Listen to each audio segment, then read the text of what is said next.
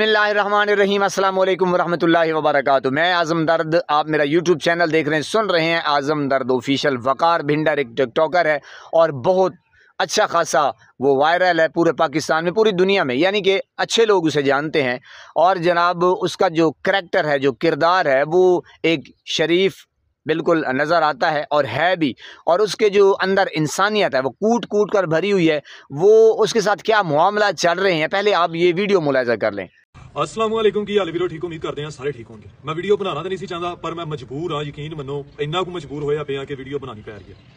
पिछले 2 महीने हो गए, मैं 2 महीनों तो अपने घर नहीं गया। ਜਿਹੜਾ ਪਹਿਲਾ ਮਹੀਨਾ ਸੀ ਉਹ ਲੰਘਿਆ ਸਲਾਬ ਦੇ ਦੌਰਾਨ, ਜਿਹੜੇ ਇਲਾਕਿਆਂ 'ਚ ਸਲਾਬ ਆਇਆ ਸੀ, ਜਿਹੜੇ ਦੇਖਣ ਵਾਲੇ ਉਹਨਾਂ ਨੂੰ ਸਾਰਿਆਂ ਨੂੰ ਪਤਾ ਕਿ ਉੱਥੇ ਅਸੀਂ ਸੇਵਾ ਵਾਸਤੇ ਗਏ ਸੀ, ਲੋਕਾਂ ਵਾਸਤੇ। ਤੇ ਉਸ ਤੋਂ ਬਾਅਦ ਪਿਛਲੇ ਮਹੀਨੇ ਦੀ 15 ਤਰੀਕ ਨੂੰ ਥਾਣਾ ਰੂਪ ਗੁਜਰਾਂਵਾਲੇ ਦੇ ਵਿੱਚ ਮੇਰੇ ਤੇ ਇੱਕ FIR ਹੁੰਦੀ ਹੈ।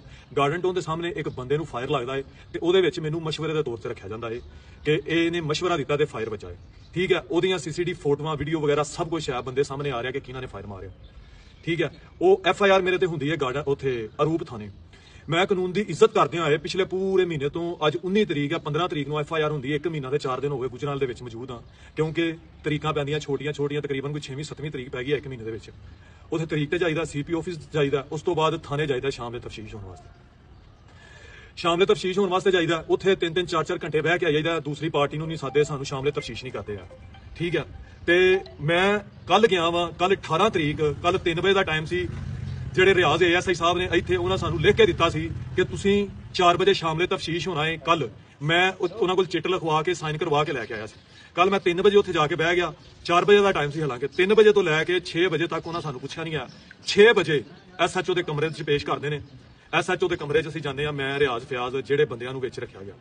ਉੱਥੇ ਜਾ ਕੇ SHO ਸਾਹਿਬ ਨੇ ਸਾਨੂੰ ਨਹੀਂ ਪੁੱਛਿਆ ਕਿ ਤੂੰ ਕਿੱਥੇ ਸੈਂ, ਤੂੰ ਕੀ ਕਰਦਾ ਸੈਂ, ਦੂਸਰਿਆਂ ਨੂੰ ਵੀ ਕਿਸੇ ਨੂੰ ਕੁਛ ਨਹੀਂ ਪੁੱਛਿਆ। ਉਹਨਾਂ ਲੈਂਦਿਆਂ ਪੀਂਦਿਆਂ ਮਾਵਾਂ ਭੈਣਾਂ ਦੀਆਂ ਗਾਲਾਂ ਕੱਢੀਆਂ ਸਫਦਰ ਭੱਟੀ ਸਾਹਿਬ ਨੇ। ठीक है, बुरा भरा बोलिया, तू बदमाश है, तू टिकटॉकर बनया फिरदा, मैं इंज कर दांगा, मैं इंज कर दांगा, तो ये थे वो। मैं अज तक कोई इंज दा काम नहीं किया।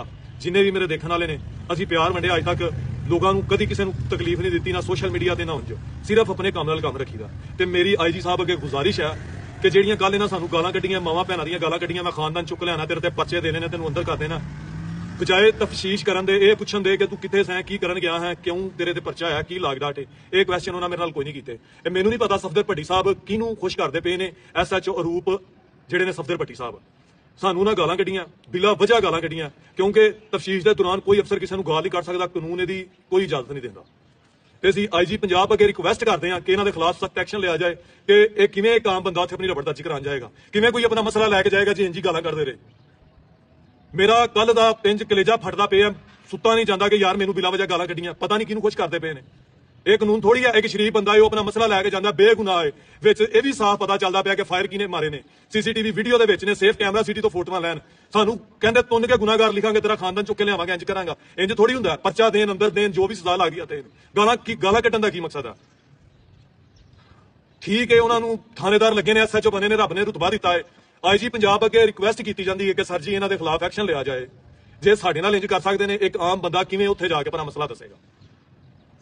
ਸਭ ਕੁਝ ਆਵਾਜ਼ ਆ, ਗਾਰਡਨ ਟਾਊਨ ਚ ਫੋਟੋਆਂ ਲੈਣ, CCTV ਕੈਮਰਿਆਂ ਦੀਆਂ, ਸੇਫ ਸਿਟੀ ਤੋਂ ਲੈਣ, ਉਹ ਬੰਦਿਆਂ ਨੂੰ ਫੜਨ ਵਾਜਿਆ ਨਜ਼ਰ ਆ ਰਹੇ ਨੇ। ਅਸੀਂ ਆਪਣੀਆਂ ਫੋਟੋਆਂ ਆਪਣਾ ਮੁਵੱਕਫ ਲੈ ਕੇ ਜਾਂਦੇ ਆ, ਸਾਨੂੰ ਸੁਣਦੇ ਹੀ ਨਹੀਂ, ਗਾਲਾਂ ਕੱਢਣ ਲੱਗ ਪੈਂਦੇ ਨੇ। ਅੱਗੋਂ ਕੀ ਵਿਗਾੜਿਆ ਸੀ ਇਹਨਾਂ ਦਾ, ਪਤਾ ਨਹੀਂ ਕਿਹਨੂੰ ਖੁਸ਼ ਕਰਦੇ ਪਏ ਨੇ। ਤੇ ਮੇਰੀ ਰਿਕੁਐਸਟ ਕੀਤੀ ਜਾਂਦੀ ਆ IG ਪੰਜਾਬ ਅੱਗੇ ਕਿ ਇਹਨਾਂ ਦੇ ਖਿਲਾਫ ਨੋਟਿਸ ਲਿਆ ਜਾਏ ਤੇ ਇਹਨਾਂ ਕੋਲ ਪੁੱਛਗਿੱਛ ਹੋਏ ਕਿ ਕਿਵੇਂ ਇੱਕ ਆਮ ਸ਼ਹਿਰੀ ਨੂੰ ਗਾਲਾਂ ਕੱਢ ਸਕਦੇ ਨੇ, ਇਹਨਾਂ ਕੋਲ ਕੀ ਕਾਨੂੰਨੀ ਇਖਤਿਆਰ ਹੈ ਕਿ ਕਿਸੇ ਨੂੰ ਗਾਲਾਂ ਕੱਢਣ। ਹਾਂ, ਜਿਨ੍ਹਾਂ ਨੂੰ ਲੱਗਦਾ ਹੈ ਅਸੀਂ ਕੀਤਾ, ਸਾਡੇ ਤੇ ਪਰਚਾ ਦੇਣ, ਦਫਾ ਲਗਾਉਣ, ਅੰਦਰ ਦੇਣ। ਇਹ ਕੀ ਹੋਇਆ ਕਿ ਕਿਸੇ ਨੂੰ ਗਾਲਾਂ ਕੱਢ ਦੇਣੀਆਂ। IG ਪੰਜਾਬ ਅੱਗੇ ਰਿਕੁਐਸਟ ਕੀਤੀ ਜਾਂਦੀ ਹੈ ਕਿ ਸਫਦਰ ਭੱਟੀ ਜੋ ਕਿ ਮੌਜੂਦਾ SHO ਰੂਪ ਥਾਣਾ ਹੈ, ਇਹਨਾਂ ਦੇ ਖਿਲਾਫ ਐਕਸ਼ਨ ਲਿਆ ਜਾਏ, ਇਹਨਾਂ ਨੂੰ ਪੁੱਛਿਆ ਜਾਏ ਕਿ ਕਿਉਂ ਇੰਜ ਕਰਦੇ ਪਏ ਨੇ, ਜਿਹੜੇ ਅਸਲ ਬੰਦੇ ਨੇ ਉਹ ਕਿਉਂ नहीं ਫੜਦੇ ਪਏ। जी मेरे पाकिस्तानियों, वीडियो आपने मुलाहिज़ा की। अब ये जनाब जुल्म है, सितम है, कुछ ता भला ख्याल कर, पत्थरां दी बारिश कर दी यही कच दे गिलास थे।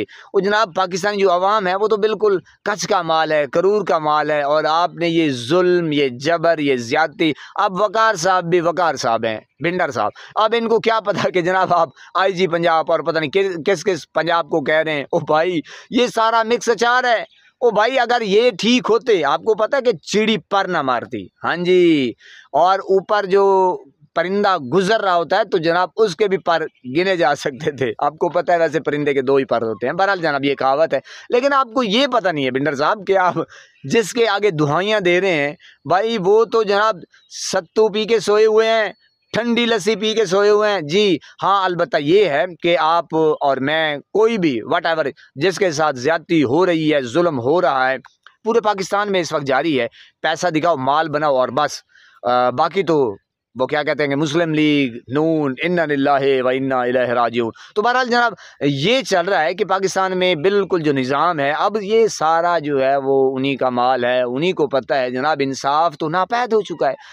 अब ये अंदाज़ा लगे कि जब जज इंसाफ मांगे मिंडर साहब, तो बाकी आप और मैं ये भी बार बार कह रहे कि भाई फिर आम बंदा क्या ये समझे, कहाँ से एक्सेप्ट करे कि भाई मुझे मिलेगा इंसाफ। तो ये चल रहा है जनाब आपके मुल्क पाकिस्तान में। ये आपने बात ठीक की, ये मुकदमा जो है आपने अवाम के आगे सामने रखा कि अब अवाम भी मुझे देखे सुने, और अवाम जो कमेंट्स कर रही है, यकीन करें एक भी ऐसा कमेंट नहीं है कि जो कहे कि इस बंदे के साथ ठीक हो रहा है। मेरी तौबा है, खुदा की कसम, अल्लाह रब्बुल इज़्ज़त की कसम, उसके जाहु जलाल की कसम, अल्लाह के शान की कसम, सुधर जाओ ओए सुधर जाओ, ओए सुधर जाओ, ओए निज़ाम वाले सुधर जाओ।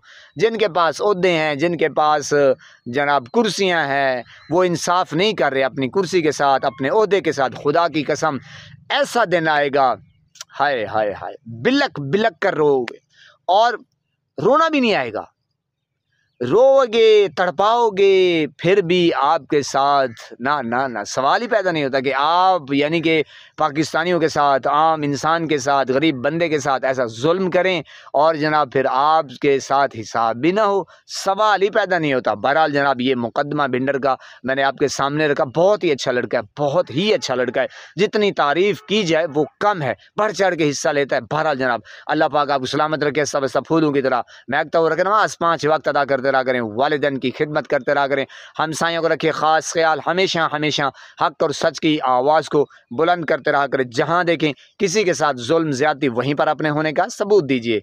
अस्सलामु अलैकुम।